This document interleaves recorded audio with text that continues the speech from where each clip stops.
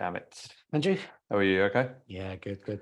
It's a friendly greeting. Hey, Amit. I don't know why I lean into the T, but It's like yeah. you're telling me off.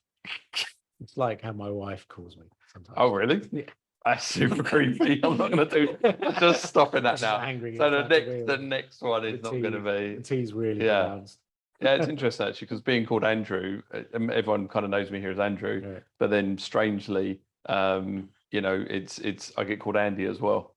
I know we toyed with Drew for a while, but it didn't work out. So we had a bit of an experiment. I mentioned earlier we were on holiday. Yes. So we had a bit of an experiment because what we figured out is my kids were also shouted at a lot by my wife. Okay. We figured out that the reason they're shouted a lot is because of their names, because they're quite easy to say those names with anger. They are. Right. And Yes. so we decided to change their names on holiday, which totally infuriated my wife.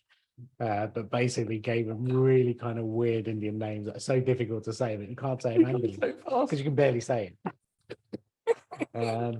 Anyway. So what's your new We name? digress. No, mine was okay. I was like, oh, okay. You're sticking with yours. I'm sticking with mine, but yeah, fair enough. But it was quite funny. All right, good Anyway, stuff. Anyway, 15-minute show, 2 minutes. 2 minutes wasted talking about changing names. No, welcome to Web Digest, guys. Not the Web Digest, the Web3 Digest. Apologies. So welcome to the Web3 Digest. Today we are talking about a particular project. So we said that we'd had a previous episode we were talking about goblins. So these are projects that we've kind of jumped in on and we want to kind of share our experiences. Today we are talking Saudis. Well, actually, we're going to start with someone else. Are we? Yeah. What are we trying to get with? 2 projects in? Oh, I thought we were going to do one. Yeah. So like last time when we thought we'd get 3 projects in the Goblins episode, we kind of didn't. Ah, yes. You want to talk about pop? Yeah. So much more kind of discipline this time. Okay. So pop. Yeah. There's a project that. And the reason I want to kind of talk about that one first is because it's. You don't want to infuriate Saudis talking about. I don't want to talk about it. Yeah, I'm upset with Saudis. But basically, what you've got is so many different types of NFT projects. We've spoken about this. Yes. Right? And you've got those really kind of speculative NFTs. You've got then the PFPs, the profile pics, kind of stuff, and you've got art and domain names. Yeah, and the one I want to talk about is called POP, like crypto package goods. But the reason why people have this NFT is purely down to the community. Okay. And the funny thing with this is, if I tell you maybe the kind of economics behind it. Can you tell us first? So for people to understand, this is an NFT that was purchased, right? And then by owning this NFT, the only thing it gives you from day one, tell you, is a community of individuals. That's it. Okay. Do you know who those individuals are when you buy day one? No idea. Okay. No idea. Right. You kind of hope that they're decent. Yep. And I think we spoke in a previous episode about free mints basically attracting the wrong audience. Yes, exactly. This was the polar opposite about it. Right? So this was I think this went on market at either 3 or 4 ETH. Oof. Right? $5,000, something like that. Mint price, yeah, and oversubscribed. Yep. Right. The reason why they could justify that is it was the second launch that they had. Yep. The first one was a 1 ETH launch that went up to 30. Yep. 35. What was that called? That was crypto package goods. This one is POP. POP. Or part of the same group. Yeah. And basically what they did is they built a phenomenal kind of network and community. And to get into that community, ultimately people were still investing, and still are investing upwards of 20, 30 ETH to get in there. Right. The secondary 40K basically, guys, $40,000 roughly. Yeah, right now, yeah. So actually when this was launched, ETH was still priced at about $2,500, $3,000. Okay. So you're talking about potentially a $12,000 investment to get into this community. Yeah. It's about 3 or 4 months ago. Where does this community live? Globally. All over the place. Actually, it's surprisingly they're literally all over the world. Right. So the people that I've been engaging with there's some in the States, a lot of them in Europe. Okay. Right. Some in the Middle East. Right. Again, you've just got real mix. diverse group. So mint price was say $10,000. Yep. Today the price to get in is about $1,500. Okay. So on paper, what this is a potential terrible investment. Actually, we didn't pay $10,000 because We didn't get whitelisted, No, no, thank no. God. But basically bought the dip. But I would say even for those people, and there's a lot of them still on there who paid full price, Still there. still there today. Yeah. And I would say all of them would categorically say that the best value investment that they have made in the NFT space has been this. Through this. Okay. Right? Yeah. And it sounds crazy if, you know, potentially we're talking about an $8,000-9,000 loss. But actually the value of a community and what that community has unlocked has been absolutely mind-blowing. So from different opportunities to getting involved in different projects to new investment opportunities. Goblins, for example, was one that was Popped up on there. First Spoke about on there. Yeah. Where one of the kind of main guys was like, look, keep an eye on this project, guys. This looks really interesting.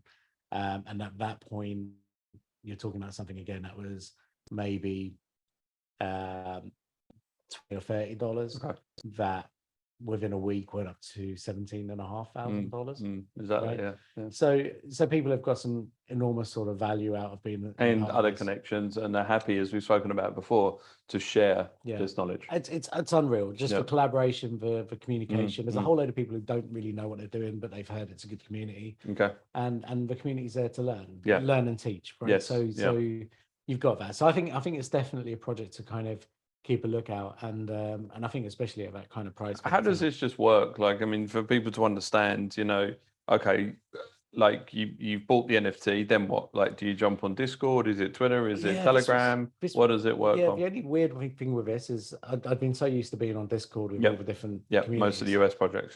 This one was Telegram only. Right. Okay. And Telegram's been one of those apps that's sort of sat on my phone for the last 2 or 3 years. Yeah. I've never really used. Same.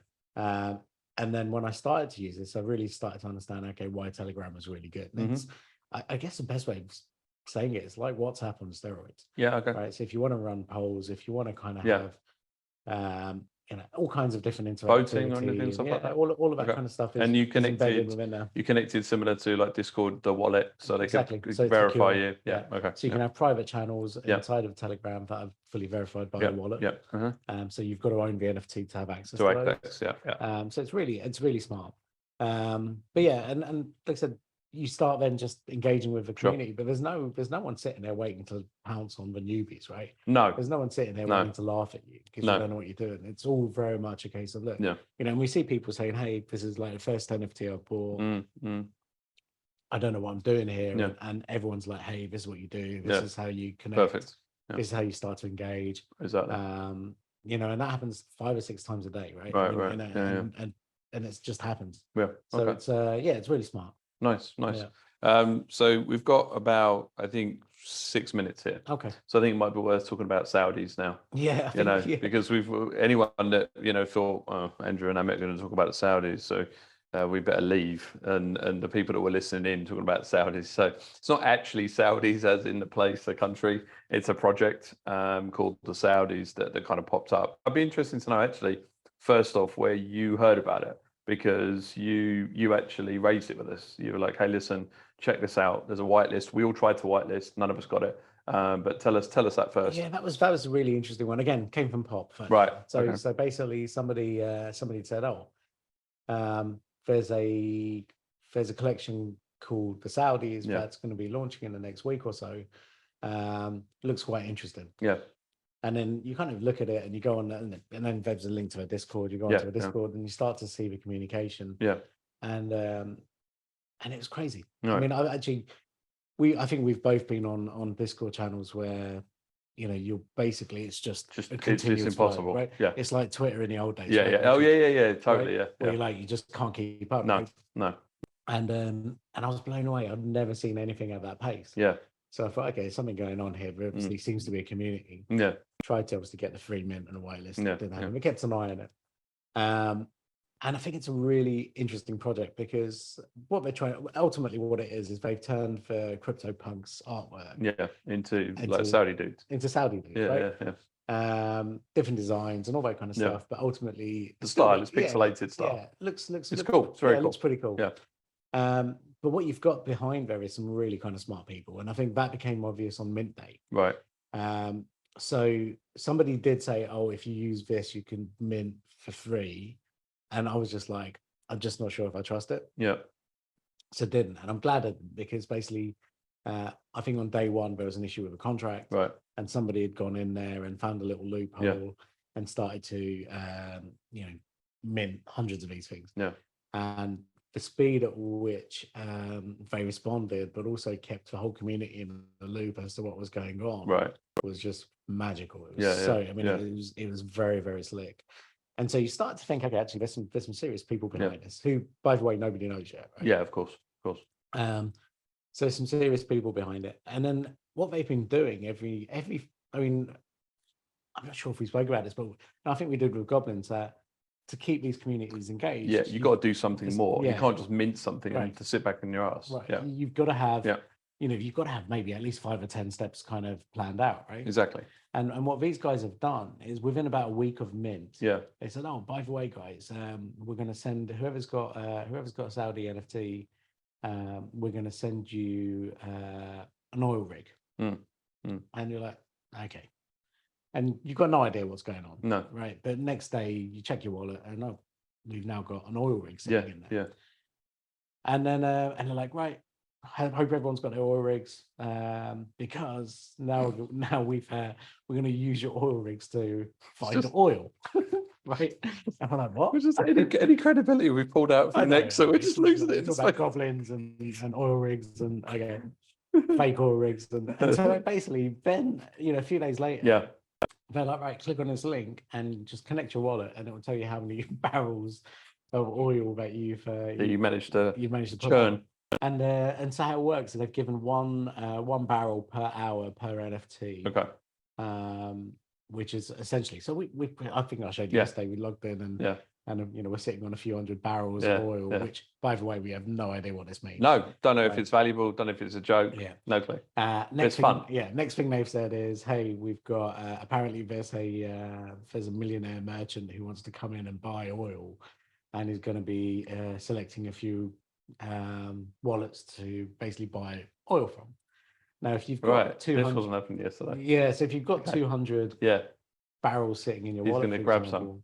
I mean, and and they've got live oil price. But ultimately, you've got 200 times maybe $102 a barrel. Right. I mean, this could just be and they'll put it in ETH. This could be a nice kind of, hey, here's a few $1,000 gift. Smart, right?